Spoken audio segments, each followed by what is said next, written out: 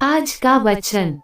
पहला पाठ गलातियों के नाम संत पौलुस का पत्र, अध्याय 2 पद संख्या 1 से 2, 7 से 14।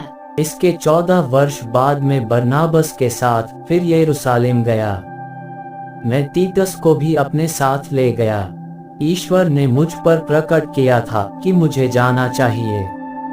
मैंने उन लोगों के सामने अर्थात प्रतिष्ठित व्यक्तियों के सामने एकांत में वह सुसमाचार प्रस्तुत किया जिसका प्रचार मैं गैर यहूदियों के बीच करता हूँ, जिससे ऐसा न हो कि मैं व्यर्थ परिश्रम करूँ या कर चुका हूँ। उल्टे उन्होंने मान लिया कि मुझे उसी तरह गैर यहूदियों में सुसमाचार का प्रचार कार्य सौंपा गया था जिस तरह पेनस को यहूदियों में, क्योंकि जिस ईश्वर ने पेत्रुस को यहूदियों का धर्म प्रचारक बनने की शक्ति प्रदान की थी, उसी ने मुझे गैर यहूदियों का धर्म प्रचारक बनने की शक्ति प्रदान की थी। जो व्यक्ति कलीसिया के स्तंभ समझे जाते थे अर्थात याकूब, कैफ और योहन, उन्होंने कृपा का वह वरदान पहचाना जो मुझे मिला है।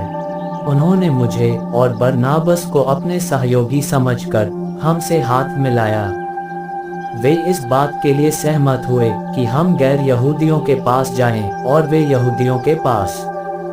उनका आग्रह इतना ही था कि हमें दरिद्रों की सुध लेनी चाहिए और इसके लिए मैं स्वयं उत्सुक था।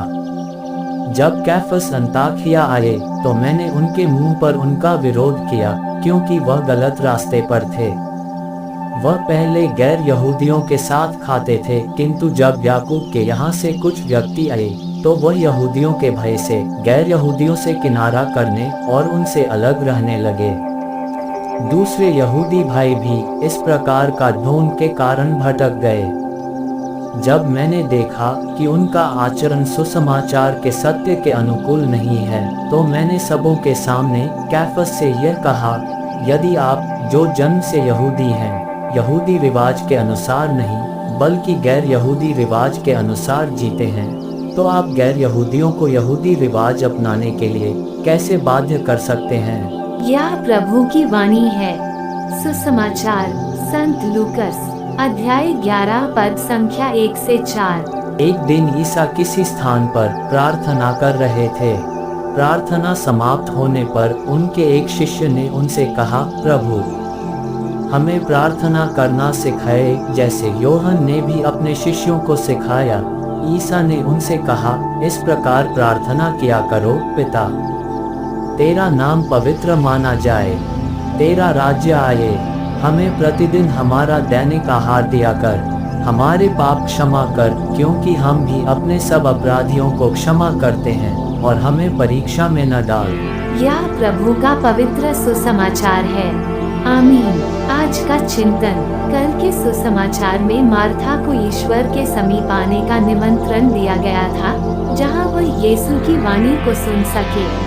यीशु ख्रीस्त ने भी अपनी व्यस्तताओं के बावजूद अपने लिए समय निकाला और प्रार्थना की, और इस आध्यात्मिकता से प्रेरित होकर उनके शिष्य भी प्रार्थना करना चाहते हैं। इस तरह प्रार्थना न केवल मानवीय कार्य है बल्कि यह ईश्वर का कार्य है जो पवित्र आत्मा के द्वारा संपन्न किया।